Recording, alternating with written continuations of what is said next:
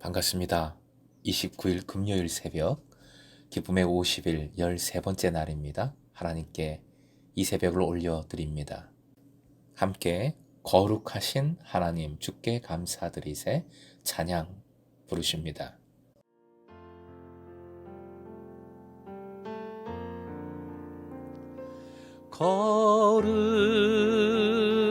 거룩하신 하나님 주께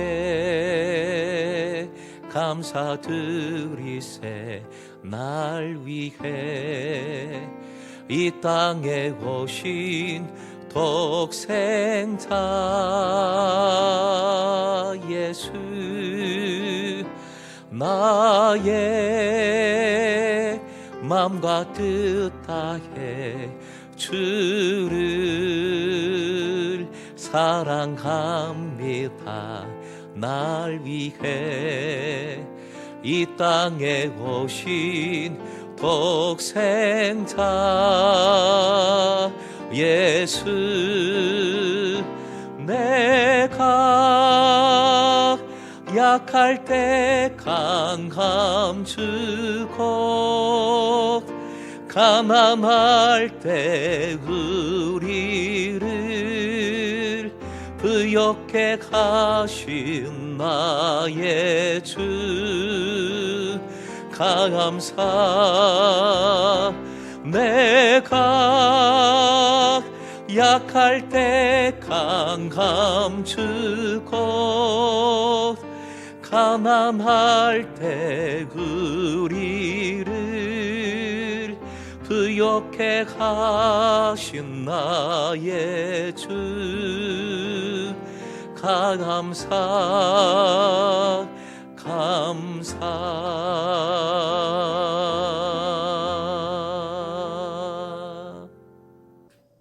오늘 허락하신 하나님 말씀은 출애굽기 19장 14절부터 19절까지 14절에서 19절까지의 말씀입니다.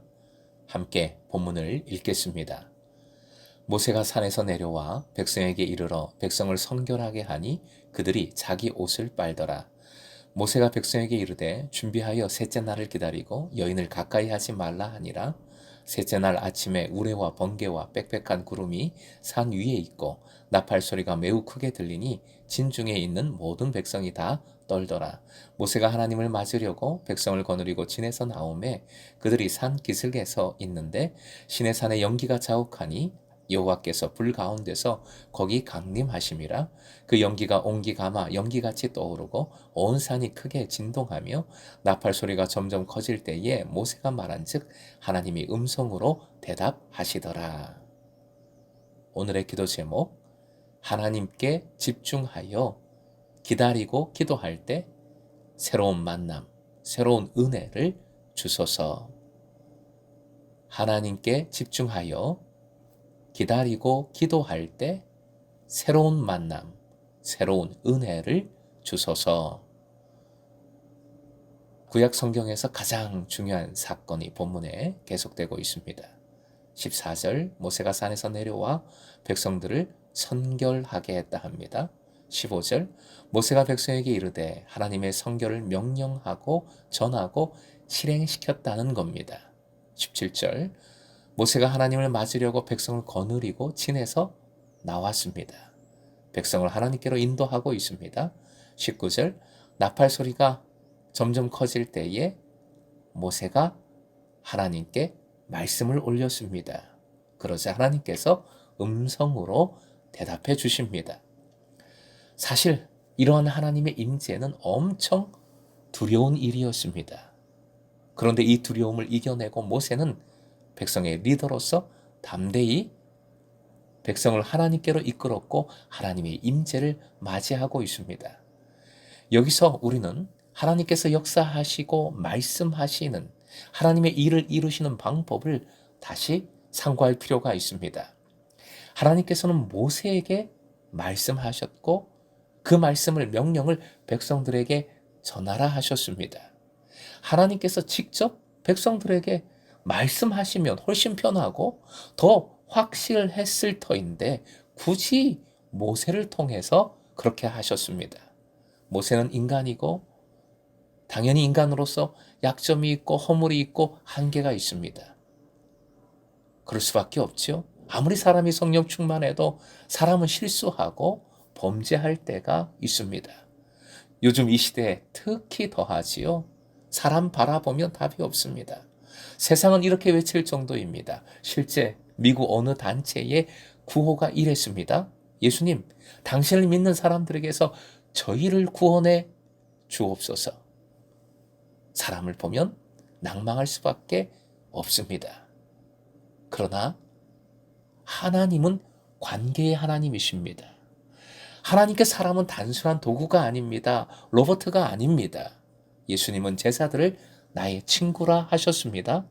사람이 실수하고 넘어지고 범죄함에도 불구하고 인격적인 관계를 통하여 하나님께서는 그 사람과 코에노니아를 이루시고 그 사람을 사랑하시고 사랑받으시고 성숙하게 만들어 가시고 반드시 그 사람을 통하여 하나님의 일을 이루십니다. 사람이 하나님과 동행하며 하나님 나라를 이루게 하시는 것이지요. 그래서 스스로 참된 행복을 맛보고 샬롬을 누리고 이루게 만드시는 겁니다. 이것이 하나님의 일하심의 방법이고 사실 이것이 얼마나 큰 은혜인지 모릅니다. 앞에서 약속하신 대로 하나님께서는 사람을 제사장 나라 거룩한 백성으로 삼아주시기 때문이지요. 그래서 믿는 이는 하나님 세워주신 리더십을 인정하고 또 리더를 세워가고 서로 섬기는 일이 얼마나 중요한지 모릅니다. 이 시대에 더욱 중요한 일입니다. 사람을 통해 일하시는 은혜를 온전히 하기 위해서는 다만 스스로 이 두 가지를 언제나 성찰해야 합니다. 화면 보시고 함께 질문의 형태로 적었는데요. 읽어보겠습니다. 내가 하나님의 뜻에 합당한 도구로 사용되고 있는가? 내가 사람을 보지 않고 하나님을 바라보고 있는가? 이 두 가지를 언제나 상고하고 성찰해서 주님과 온전히 동행하는 주님의 리더 되시길 축복합니다. 16절부터 19절 하나님 임재의 장엄한 모습이 구체적으로 묘사되어 있습니다.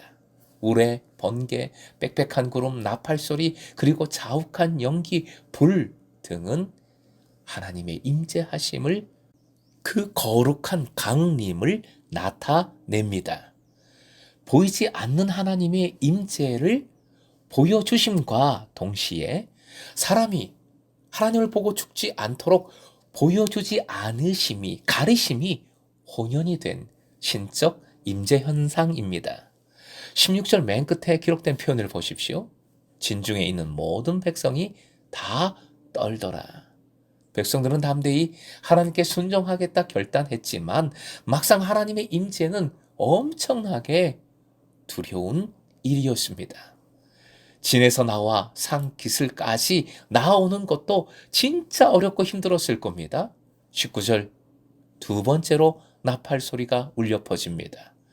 19절의 설명은 점점 커지는 고정된 소리가 아니라 점점 가까이 다가오면서 점점 더 커지는 움직이는 소리입니다. 나팔 소리는 더욱 가까이 다가오고 또 그 강도는 훨씬 더 커지고 있습니다. 하나님께서 이렇게 오시고 더 가까이 다가오시고 함께하고 계심을 나타내는 겁니다. 그 두려움 가운데 모세가 하나님께 말씀을 올리고 있습니다. 그러자 하나님께서는 음성으로 대답해 주십니다. 사람이 들을 수 있는 음성으로 하나님의 말씀을 듣는다는 것 자체가 엄청 놀라운 일이고 엄청난 은혜입니다.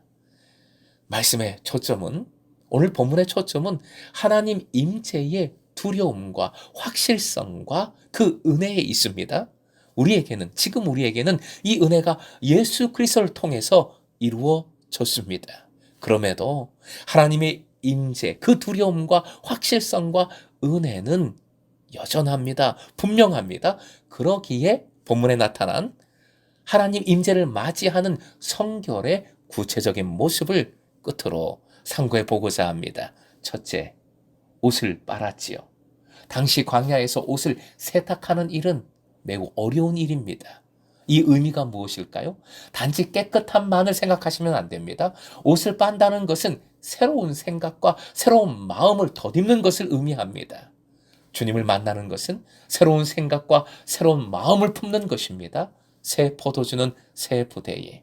주님과의 만남은 언제나 새로운 생각과 새로운 마음을 가질 때 일어나는 것임을 기억하십시다. 둘째, 셋째 날까지 기다렸지요? 만남은 기다림입니다. 믿음은 기다릴 줄 아는 것이 요체입니다. 백성들에게 주어진 3일간의 기다림 시간은 하나님께만 집중하고 하나님만 생각하는 시간의 훈련인 것입니다. 바로 이런 간절함이 필요합니다. 기대하며 기도하며 기다리는 자에게 주님은 찾아오심을 믿으시기 바랍니다. 그리고 셋째, 여인을 가까이 하지 말라 명했습니다. 이는 부부 간의 성관계를 의미하는 것이지요. 율법적으로 제2적으로 정액은 생명을 상징하는 것인데 이것이 몸 밖으로 나온다는 것은 죽음을 의미하게 됨으로써 남녀를 부정하게 합니다. 성결에 위배되는 것이지요. 하지만 이런 율법적인 것을 뒤로 하고 본문의 표현을 보십시오. 기다리고라는 말씀 다음에 여인을 가까이 하지 말라라는 명령이 이어지고 있습니다. 이 연결성이 중요합니다. 하나님을 기다리고 만나는 것에 집중하라. 즉 하나님께만 집중하라는 명령입니다.